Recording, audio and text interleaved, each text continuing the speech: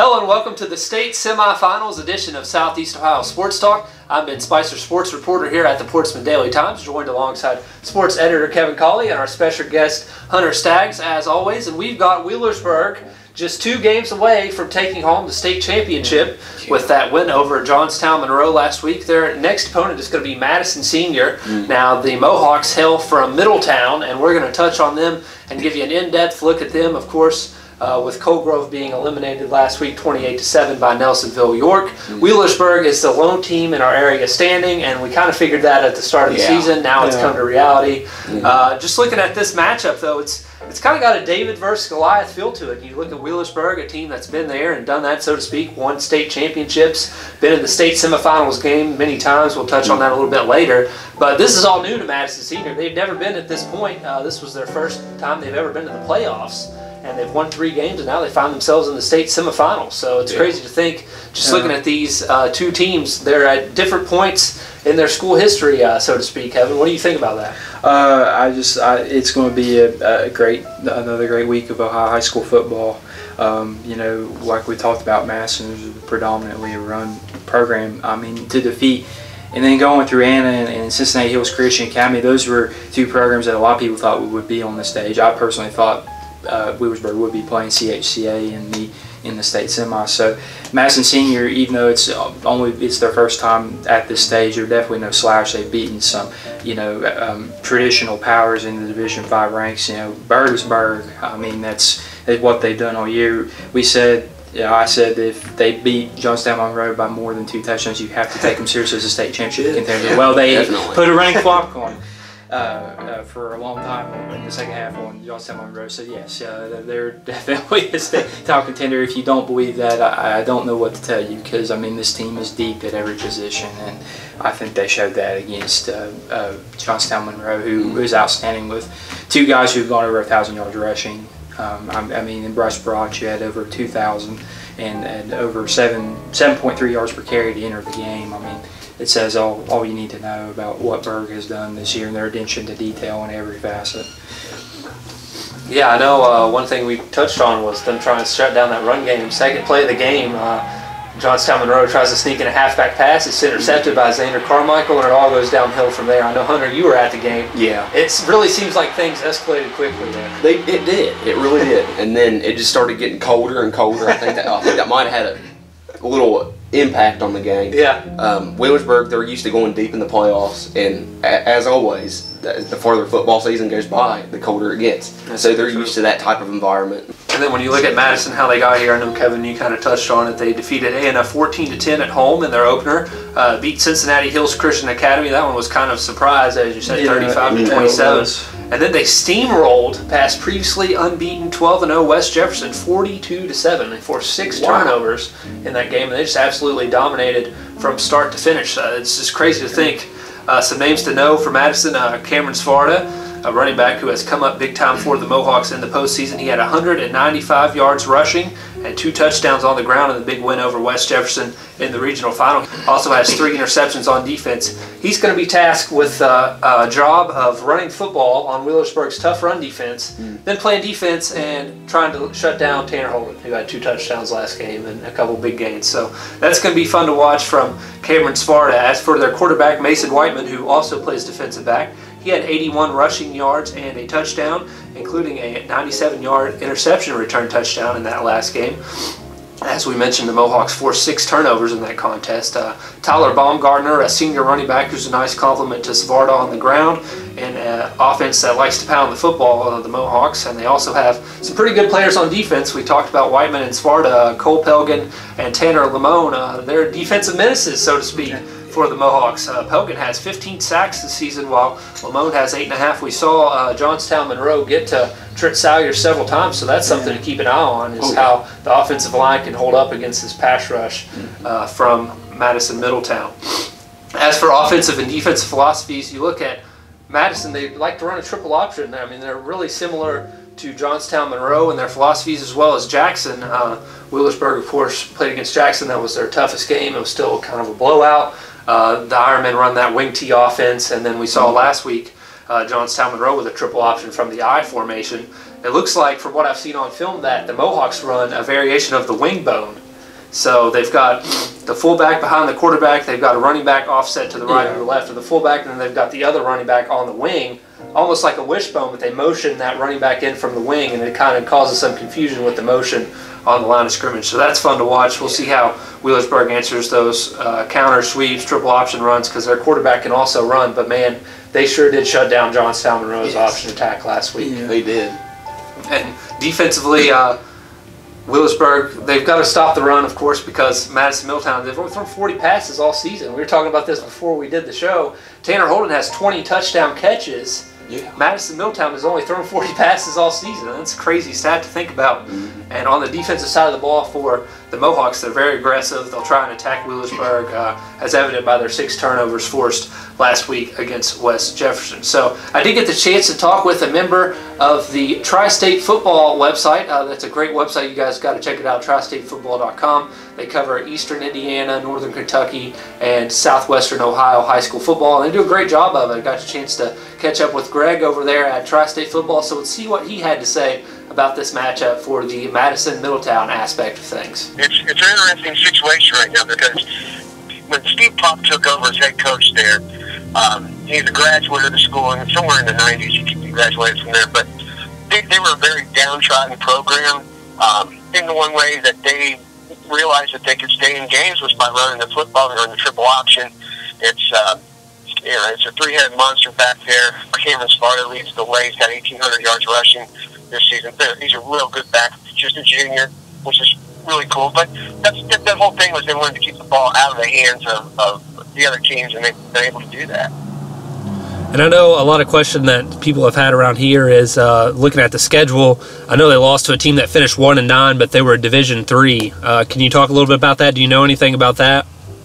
Yeah, that's sort of the scratch your head thing right there. They lost to Monroe back in week 2 of the season. Then the following week, they lost to Valley View, who finished undefeated during the regular season. A very good Valley View team. They lost that 32-7.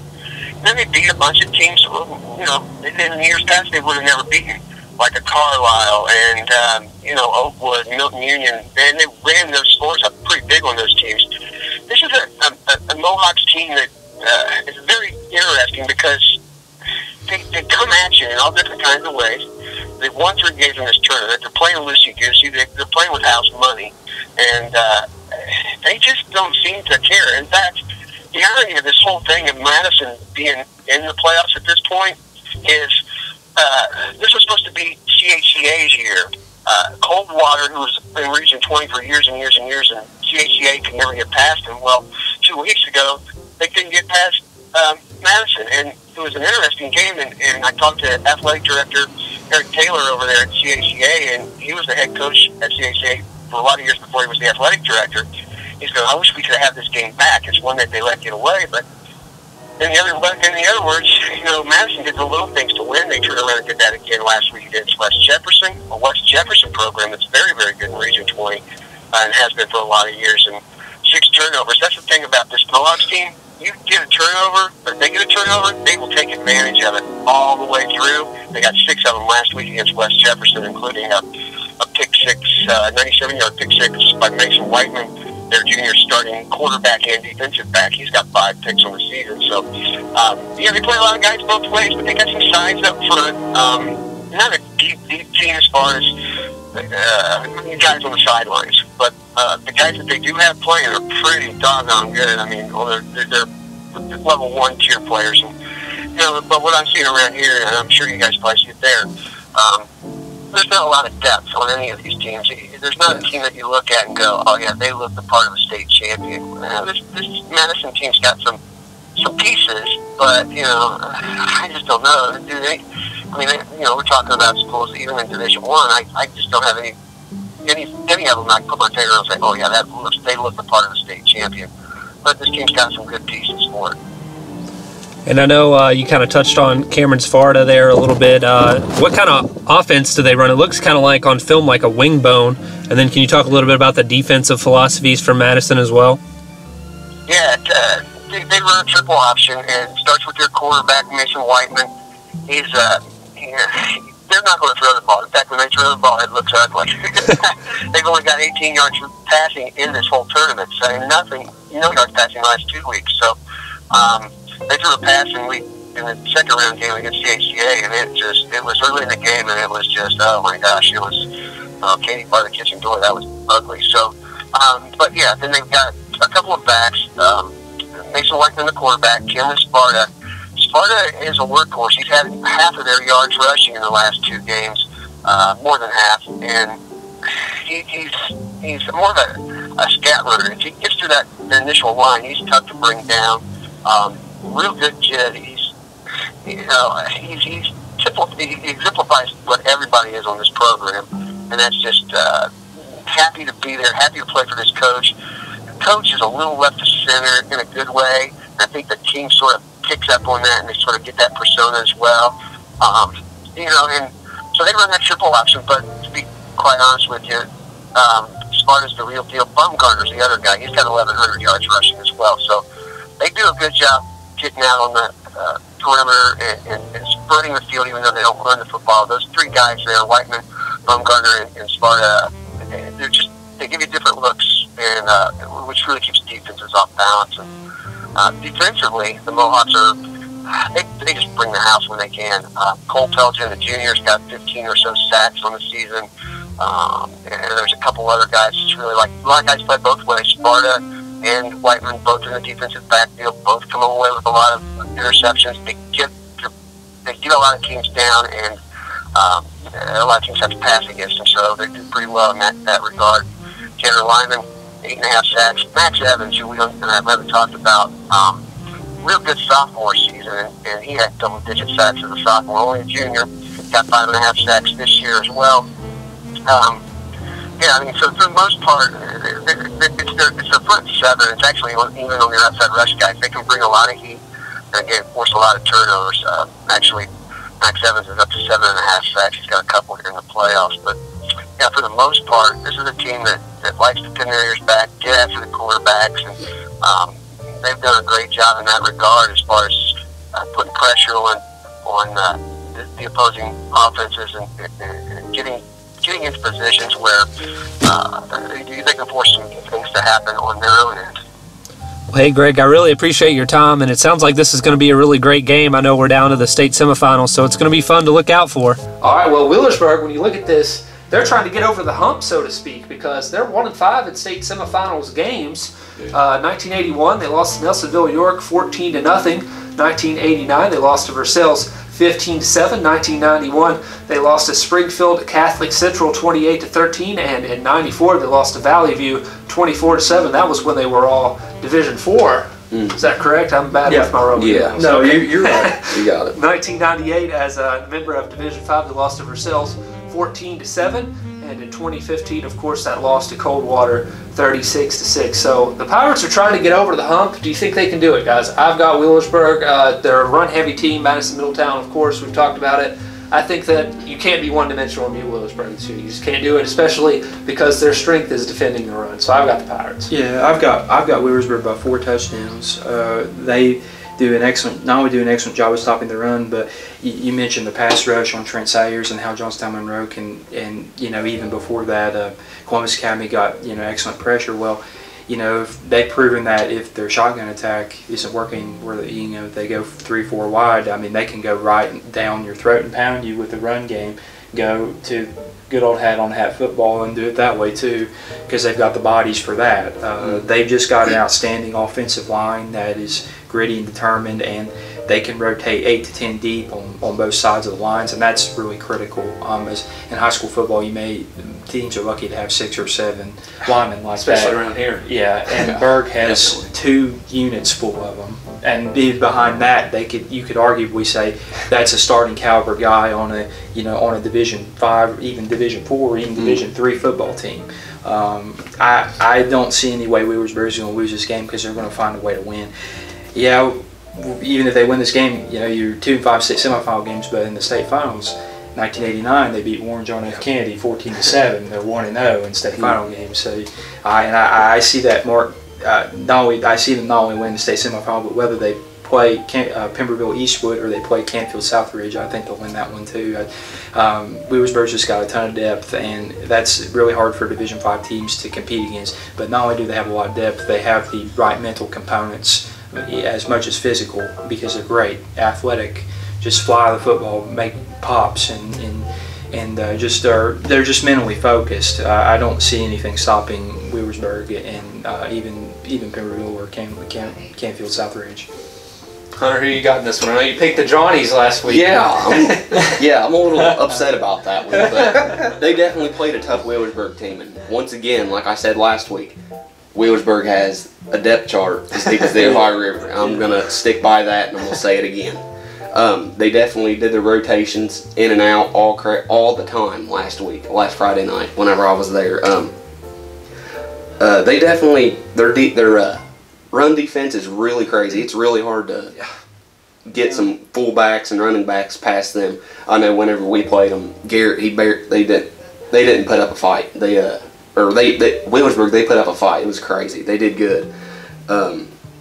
We obviously came out short, but I think Wheelersburg is going to get it done against this team this week. All right, and end up going to the state finals. And we talked about that defense a little bit. I think we've got to give them a shout out, because I know we talk a lot about Tanner Holden and Trent Salyers. That defense is rock solid. Yeah, it's nasty. It's like a brick wall. It's like the 85 Bears defense. You can talk. The 2017 Wheelersburg defense is the comparison of the 85 Bears defense on the high school level. I mean, Johnstown Monroe ran for 152 yards on 38 carries. That's exactly 4 yards per carry. That is the most anybody has run on them this year. That's crazy. Two of those runs were a long run, 61 yards and 29 yards. Yeah, you take those away and they did virtually nothing. Yeah, that's 90 yards right there. Yeah, so yeah, they basically, Brock Barrage had both of those runs. Outside of him, on those long carries, I mean, they didn't do anything. That's what Wheelersburg is so good at. They're good at limiting big plays, and then in addition to that, they're really, really outstanding at playing sound football. They just got so many guys there. I mean, you have Nick Parsley. He's a great physical, nasty mentality type player that anybody just loves. Defensive line coaches, defensive coaches in general just love that on their football team. He would be a great coach because of his mentality. You just see it in his eyes. And then Evan Dahm and Xander Carmichael just get downhill and just pop you as soon as they get to the second level. I've seen Dahm made a huge hit against Columbus Academy on a screen pass. They were up 19 points, and it was late in the game. I mean, he could have just kind of flown in there real easy, but they played hard to the whistle from beginning to end. Then you even look at, for example, Chris Bailey is a guy who only sees basically third down snaps. He has 4 sacks on just playing basically third down all year. He's an outstanding rush end that is really hard to contain, and he's done an excellent job all year. A really underrated guy because he gets around the corner and he really puts a lot of pressure on quarterbacks. I mean, Madison Middletown obviously won't throw a lot, as we've mentioned, but all the depth that they have is just ridiculous. They got guys who can do a little bit of everything, and in that play really sound football, and that's what makes them a championship contender, in my opinion, the favorite to take home the Division V crown. And that's what I think Wheelersburg does to you, especially against these teams that like to run the ball a lot. They'll set you up with third down long, so you have no choice to pass. Right. And then they're just going to feast on you because they know that's your weakness. And they've got those guys, as you mentioned, just looking at their defensive stats for the year. Xander Carmichael, 79 total tackles, a sack, 3 interceptions. Nick Parsley, 76 total tackles, 5 sacks. Evan Dahm, 69 total tackles, 2 sacks, an interception. Aver Donini, he's done just about everything. He has. 57 total tackles, a sack, forced fumble, interception, 2 deflections, fumble recovery, and a punt block. Alex George, 54 total tackles, a sack. Chase Stidham, 5 sacks, and Chris Bailey, 4 sacks. Those guys are primarily just the third down defenders that you mentioned, but they just get it done. And there's plenty more guys that I can mention on the team. I mean, I can't tell you how many people have recorded a tackle, probably around 50 on the team. Yeah, it was crazy. It was 49 the last time I looked, but that's probably grown. I guarantee. Yeah, it's. I mean, like Stidham, Bailey, or you can put them in Parsley and Mason Johnson, who's only 5'6", but is super quick at the nose guard position. You can put him in on a third down set, and even with Mason Johnson only being 5'6", 150, ridiculously hard to get to block because they get such good leverage. They're so well coached, and they fly off the football. And you get Bailey off the end and Parsley off the end and Stidham off the end. I mean, who can really? I mean, that's a third down. unit right there. You're not even thinking about the guys that play on first and second downs that are so dominating. I mean, you can just you get those guys and you play them limited snaps and you keep them fresh like that, and they're also disciplined. I mean, how can you stop a team like that with only 45, 50 guys when you got 90 something guys that are, you know, all bringing the same amount of energy level to the table? You know, that's just ridiculous. I've never seen a defense like this. It's something about these schools with the nickname Pirates. Belfry Pirates down in Kentucky and Wheelersburg Pirates. So you just got a ton of. They both are similar in the way that they play. They just got a ton of gritty guys that play sound football, and just a great fan bases that really support their teams no matter what they do, no matter what sports they play in. And it's just that power mentality. Mike Leach knows all about that. That's crazy.